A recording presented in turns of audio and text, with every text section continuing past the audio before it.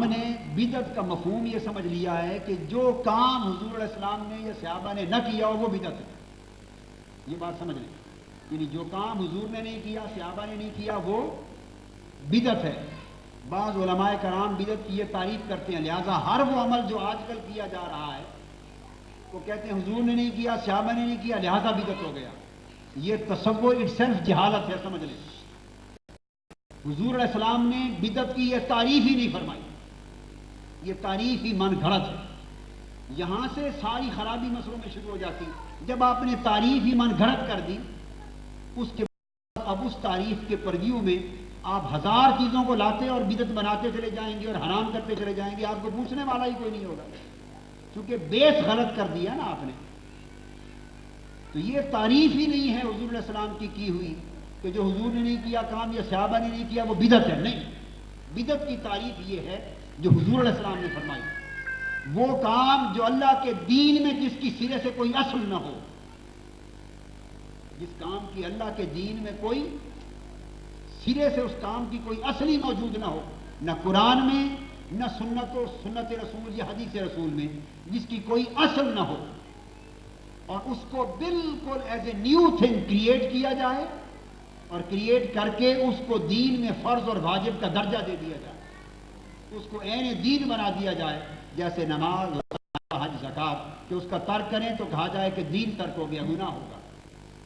اس کو دین کا وہ درجہ دے دیا جائے اور اس کی کوئی اصل کتاب و سنت میں نہ ہو، اس عمل کو بدعت کہتے ہیں.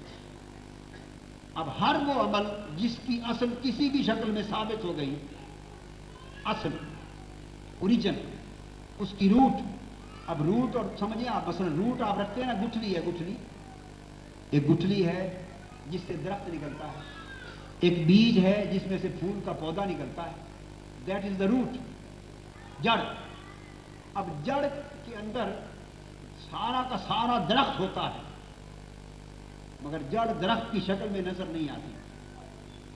اس گٹھلی سے جڑ نکلتی ہے، جڑ سے پھر تنا بنتا ہے، تنے پر شاخیں لگتی ہیں، شاخوں پر پتے آتے ہیں، پھل لگتے ہیں، پھول لگتے ہیں، ایک پورا درخت اگ جاتا ہے، مگر نکلا سارا کچھ اس گٹھلی اور جڑ میں سے ہے. اس کو کہتے ہیں بیسک روٹ یا اوریجن. ضروری نہیں کہ مسئلے کا پورا درخت ثابت ہو، اس مسئلے کی روٹ ثابت ہونی چاہیے.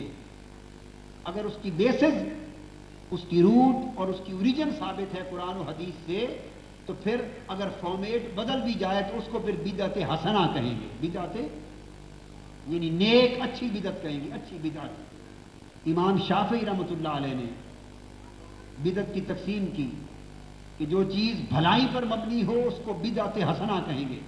اور بدعت لٹرلی نیو تھنگ کو کہتے ہیں، نیولی کریٹڈ تھنگ. بدعت the thing created from nothing, اس کو بدعت کہتے ہیں. تو جو چیز نیولی کریٹڈ ہو مگر ہو خیر پر مبنی، اس کو بدعت حسنہ کہیں گے. جو چیز نیولی کریٹڈ ہو مگر شر پر مبنی ہو اور قرآن و سنت کی کوئی تائید بھی نہ ہو، وہ بدعت سیئہ ہوگی، وہ گمراہی بن جائے گی.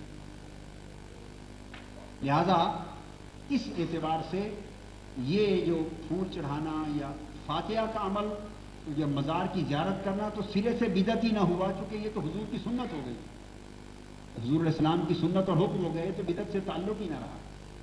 پھولوں کی چادر چڑھانا ایسی چیز، اگر اس کو لٹرلی بدعت کا لفظ کہیں تو شرعاً یہ بدعت حسنہ ہوگی، یعنی خیر پر مبنی بدعت ہوگی، چونکہ اس کی اصل حضور علیہ السلام کی سنت سے ثابت ہے. اور لہٰذا ایسے عمل کو عام طور پہ بدعت نہیں کہنا چاہیے، امر مباح کہنا چاہیے، امر مستحب کہنا چاہیے. مستحب کا خیر ہے جس کے اندر بھلائی اور برکت کا پہلو ہے. تو ویسے بہت سے کام ایسے تھے جو حضور علیہ السلام کے زمانے میں نہیں اور بعد میں ہوئے.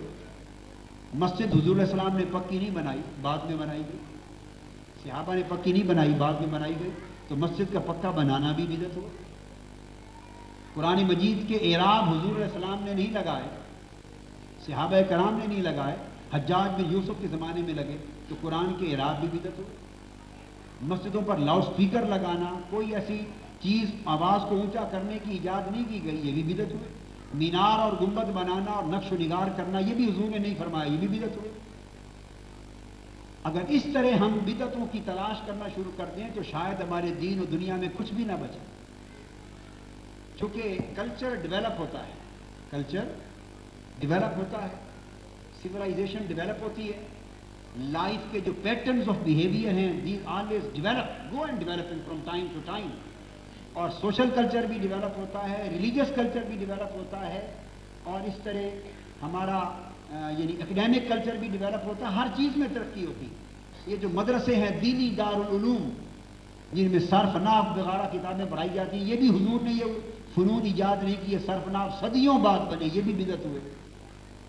لہذا پتہ یہ چلا کہ وہ تمام چیزیں جن کی فارمیٹس بے شک پہلے نہیں تھی حضور کے زمانے میں، بعد میں بنی، مگر ان کی اوریجن قرآن اور حدیث کے کسی حکم کے ساتھ کنیکٹڈ ہے، تو وہ یا بدعات حسنہ ہوں گی یا امور خیر ہوں گے. ان کو برا نہیں کہا جائے گا، وہ جائز ہیں اور خیر و برکت کا کام ہوتا ہے، ان کو مذموم نہیں کہنا چاہیے. اس طرح حضور علیہ السلام کی جب ولادت ہوتی ہے، میلاد، اس کی خوشی منائی جاتی ہے. کوئی محفل کرتا ہے، کوئی جلوس کرتا ہے، کوئی صدقہ خیرات کرتا ہے، کوئی نوافل پڑھتا ہے، کوئی خوشیاں مناتا ہے. یہ خوشیاں یہ سب سنت سے ثابت ہیں، ان کی اصل، ان کی اوریجنز. یعنی جلوس بھی حضور کے زمانے میں نکالے گئے. جب حضور علیہ السلام ہجرت فرما کے مدینہ گئے، آپ کے استقبال میں جلوس نکالا گیا. صحیح مسلم میں ہے باب الہجرت میں. تو ہجرت کے موقع پر آپ کے استقبال میں جلوس نکالا اہل مدینہ میں، اور آقا نے منع نہیں فرمایا. تو گویا جلوس کسی خوشی کے کام پر نکالنا سنت سے ثابت ہو گئے. جب فتح مکہ ہوئی تو حضور علیہ السلام جلوس کی شکل میں انٹر ہوئے، جلوس سنت ہو گیا. اور حدیث میں ہے کہ جب جلوس نکلا مدینہ میں تو عورتیں چھتوں پر چڑھ گئی تھیں، اور بوڑھے اور بچے اور جوان گلیوں میں تھے، جلوسوں میں جنادون یا محمد و یا رسول اللہ اور یا محمد یا رسول اللہ کے نعرے لگا رہے تھے مدینہ کی گلیوں میں. تو لہٰذا خوشی میں جلوس نکالنا اور نعرے لگانا یہ بھی سنت سے ثابت ہو. ایسا ہوتا ہے، مختلف ایونٹس، مختلف ایکٹس ہوتے ہیں، ان کو کمبائن کرتے ہیں، کمبائن. تو جب کمبائن کر کے بھی ان کی اوریجنز کسی عمل کی ثابت ہو جائیں قرآن سے یا حدیث سے یا صحابہ کے دور میں پہلے، تو وہ چیز پھر بدعت نہیں رہتی، مضلالت نہیں رہتی، کار خیر میں آ جاتی ہے. جس کی مرضی وہ عمل کر لے اس کے لیے اجر اور ثواب ہوگا، جو نہ کرے اس کے لیے گناہ نہیں ہوگا، چونکہ کسی فرض اور واجب کو ترک نہیں کر رہا. کار خیر ہے. بس اگر اس عمل پہ چلے تو امت میں فرقہ اور فساد اور تفرقہ ختم ہو جاتا ہے، اور ایک دوسرے کے ساتھ ٹالرنس پیدا ہو جاتا ہے.